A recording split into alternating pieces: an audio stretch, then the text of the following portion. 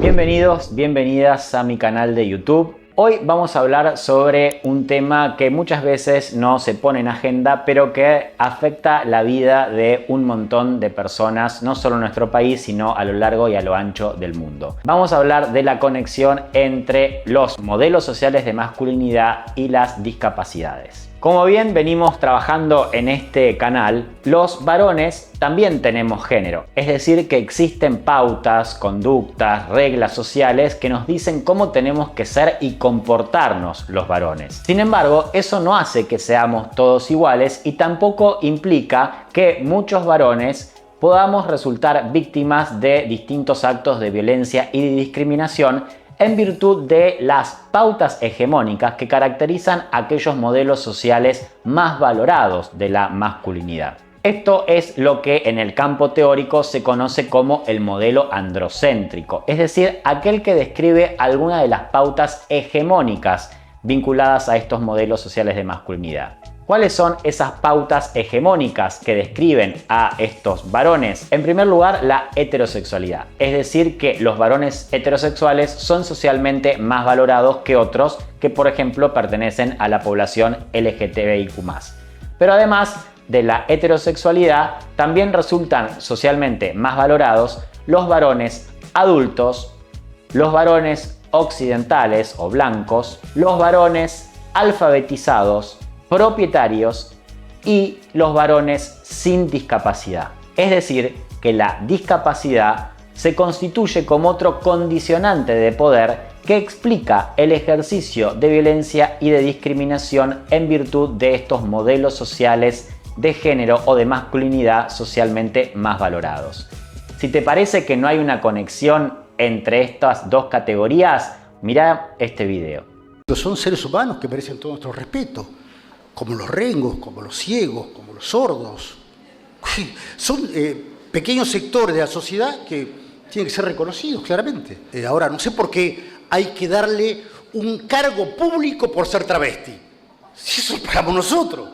El que decide ser travesti, que se la banque Silencio, solo. silencio. Pero no se le puede dar una cuota del Estado a alguien que pertenece a un grupo minoritario. Porque el Estado lo sostenemos todos. Entonces, lo que hay que hacer acá en este tipo de crisis tan importantes es entender a todos los seres humanos por igual, sin distinción de ninguna manera, ni ideológica, ni religiosa, ni de condiciones físicas o de elecciones sexuales. El Estado no tiene nada que ver con eso. Eso es la libertad individual de cada persona a elegir su inclinación sexual y nosotros lo respetamos. Lo que no queremos es que lo banquemos entre todos. Este pequeño video entonces nos demuestra cómo claramente hay ahí una conjunción entre estas categorías, entre estas pautas o condicionantes de poder que de alguna manera habilitan el ejercicio de violencia o de discriminación respecto de aquellos sujetos subalternizados, es decir, de a quienes no cumplimentan estas pautas hegemónicas. Pero particularmente este ejercicio del poder respecto de aquellos varones que padecen algún tipo de discapacidad se manifiesta en algunas aristas. Entre ellas podemos destacar la consideración de la discapacidad como impotencia.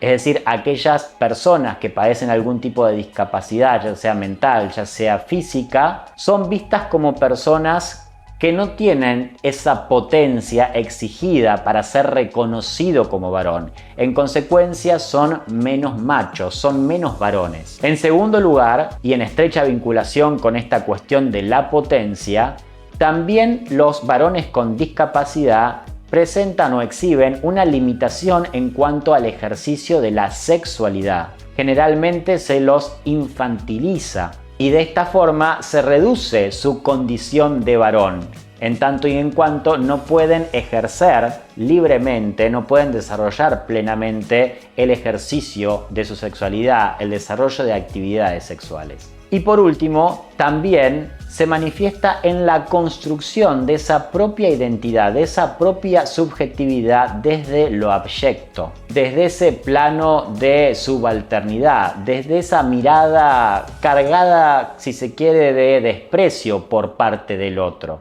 Distintos estudios señalan precisamente que la construcción de la identidad y el autoestima de las personas con discapacidad precisamente se ve lesionado, se ve menoscabado porque se construye desde esa mirada ajena que lo ve como un sujeto en falta a partir de esa discapacidad.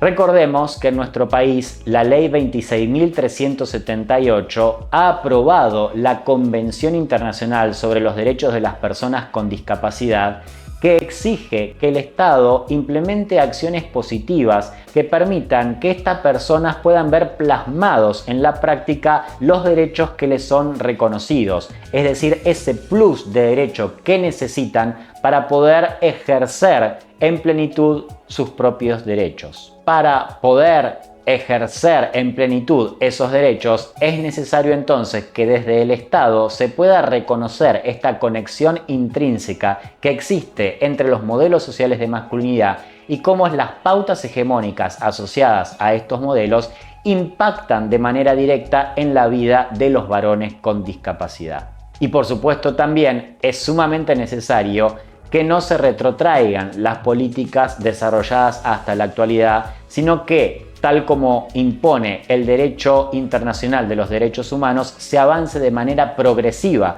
en el desarrollo de estas acciones. Espero que este contenido haya resultado de su interés. Como todas las semanas también les menciono, déjenme sus comentarios, sus críticas, sus opiniones, compartan el material, suscríbanse al canal, porque es la mejor forma que tenemos de ampliar los márgenes de este debate y pensar críticamente en torno a estos temas. Nos vemos la próxima semana en nuestro próximo video.